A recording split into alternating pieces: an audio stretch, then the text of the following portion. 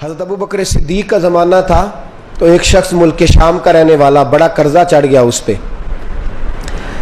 تو وہ حضرت ابو بکر صدیق کے پاس آیا، کہنے لگا آپ امیر بھی ہیں اور امیر بھی ہیں، دونوں باتیں ہیں، ایک امیر یہ ہے کہ مسلمانوں کے سربراہ ہیں، اور دوسرا اللہ نے آپ کو مال و دولت بھی عطا فرمایا ہے، تو میرے اوپر قرضہ چڑھ گیا تو مہربانی فرمائیں۔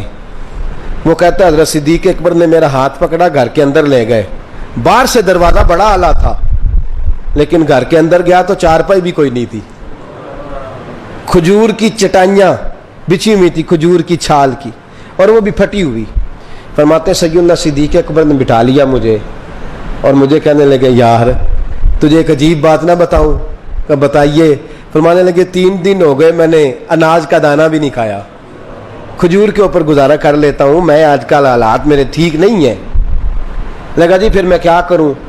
تو آپ فرمانے لگے تو عثمان غنی کے پاس جا۔ کس کے پاس؟ شخص کہنے لگا جی مجھے تو بہت سارے پیسے چاہیے۔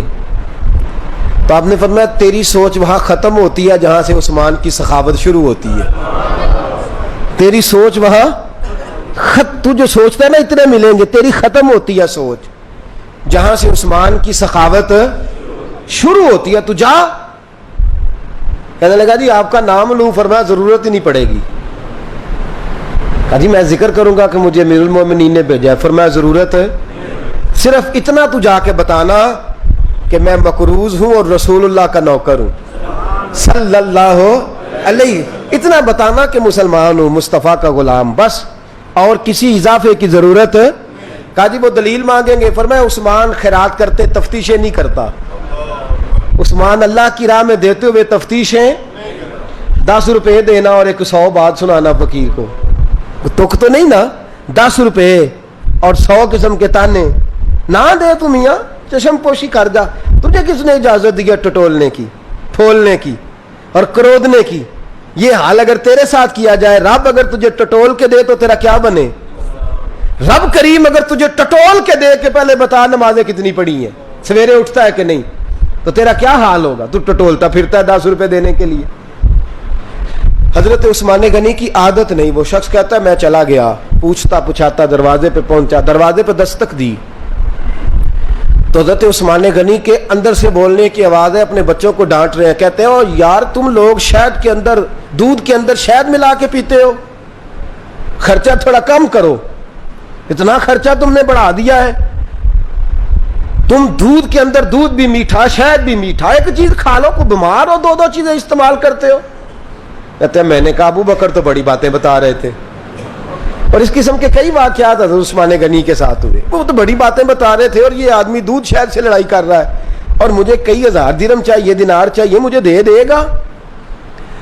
فرماتے ہیں اب وہ ڈانٹ کے باہر آئے، میں دروازے پہ تھا، آتے ہی کہنے لگے میں آیا نا تو جب میں نے السلام علیکم کہا تو وہ سمجھ گئے میں مسلمان ہوں۔ کہتے ہیں وعلیکم کہا تو پہلا جملہ انہوں نے جو بولا وہ ان کے بڑے پن کا مظاہرہ تھا۔ کہنے لگے بچوں کو ایک بات سمجھانی تھی، آنے میں مجھے 1.5-2 منٹ لگ گئے، تو دروازے پہ کھڑا رہا، مجھے معاف کر دینا۔ بڑے لوگوں کی بڑی باتیں، بڑے لوگوں کی بڑی باتیں، اتنا بڑا قد ہے اتنا بڑا اخلاق ہے۔ کہنے لگے تجھے ایک بات بچوں سے کرنے لگ گیا تھا، تجھے انتظار کرنا پڑا، ذرا درگزر کرنا۔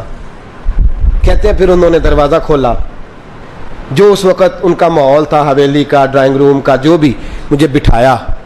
کہتے ہیں میرے لیے جو پہلی چیز آئی وہ دودھ کے اندر شہد ڈال کے وہ لائے۔ کہتے ہیں میرے دل میں خیال آیا گھر میں جھگڑا کر رہے تھے، مجھے پلایا، اس کے بعد کھجوروں کا حلوہ آ گیا۔ کہتے ہیں میں نے کہا بچوں کو کہہ رہے تھے ایک میٹھی چیز استعمال کرو، میرے لیے 3 آ گئی ہیں، 3 آ گئی، عجیب شخص ہے۔ کہتے ہیں میں لیکن ابھی میرا تصور جمع نہیں، میں نے کہا اتنا تگڑا نہیں جتنا حضرت ابو بکر نے بتایا ہے۔ کہتے ہیں کھلا پلا کے نا پھر پوچھنے لگے کیسے آئے ہو، کیسے آئے ہو؟ تو کہتے ہیں میں نے کہا کہ جناب میں مجبور ہوں، آج بہت سارے لوگ ہیں نا جن کے پاس کسی کی بات سننے کا ٹائم ہی نہیں، کہتے ہیں موٹی موٹی بات کریں، آخری۔ حضرت عثمان غنی پوری کھلا پلا کے کہنے لگے کیسے آنا ہوا؟ کہتے ہیں میں نے کہا جی میں مسلمان ہوں، ملک کے شام کے مضافات کے ایک گاؤں کا رہنے والا ہوں، کچھ کاروباری مشکلات آئیں تو میں مقروض ہو گیا, میرے اوپر قرضہ ہے, مجھے کچھ پیسوں کی حاجت ہے. فرمانے لگے میں نے کچھ پیسے کہا, انہوں نے ایک آواز دی تو ان کا غلام آیا ایک اونٹ کے اوپر لدا ہوا سامان لے کے. کس کے اوپر؟ اونٹ کے اوپر. کہتا ہے مجھے 3000 اشرفیوں کی ضرورت تھی, میں نے بتایا نہیں 3000 چاہیے. اونٹ آیا تو حضرت عثمان غنی کہنے لگے اس اونٹ پر تیرے لیے, تیرے گھر والوں کے لیے میں نے کپڑے بھی رکھوا دیے, کھانا بھی رکھوا دیا اور 6000 اشرفیاں بھی رکھوا دیے. تو پیدل آیا ہے تو اب اونٹ لے کے جا. کہتے میں نے کہا حضور اونٹ واپس کون کرنے آئے گا؟ کہنے لگے واپس کرنے کے لیے دیا ہی نہیں تو تحفہ ہے, تو لے جا. کہتے ہیں میں کہاں سے چلا تھا ڈھونڈتا اور مدینے میں آیا, اور جب مدینے میں آیا تو پھر اللہ نے جھولی بھر کے عطا فرمایا. کہتے ہیں میری آنکھوں میں آنسو آ گئے اور میں نے کہا حضور آپ نے تو میری ضرورت سے کہیں بڑھ کے نواز دیا ہے, مجھے معاف کیجئے گا, میں سوچ رہا تھا کہ دودھ شاید پہ گھر میں لڑائی ہو رہی ہے. آپ فرمانے لگے رب نے جو مجھے پیسے دیے ہیں اس لیے نہیں دیے کہ میری اولادیں موج مستی کرتی پھرے, میرے مالک نے مجھے نوازا ہے تاکہ میں محمد عربی کی امت کی نوکری کروں صلی اللہ علیہ. یہ سخاوت کا حال. فرماتے میں نے نہیں بتایا کہ مجھے سیدنا صدیق اکبر نے بھیجا ہے. فرماتے میں دروازے تک گیا تو میں نے کہا شکریہ, جزاک اللہ, آپ کی مہربانی. تو مسکرا کے فرمانے لگے میرا شکریہ ادا نہ کر, ابو بکر صدیق کا کر.